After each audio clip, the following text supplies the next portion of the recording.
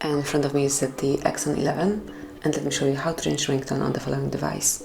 So at first, just open the settings, then find and select sound, and now click on ringtones right here. Go to phone ringtone, and now you can pick one from the following options. Let me show you all of them.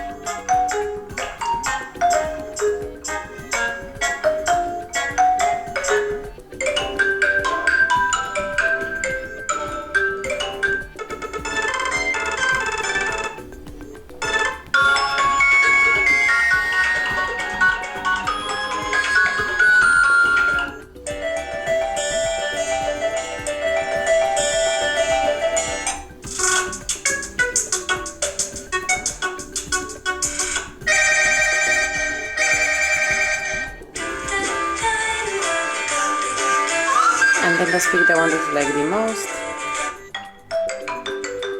Tap on OK, and your ringtone has been changed. So that would be all. This is it. Thank you for watching. Please subscribe our channel and leave the thumbs up.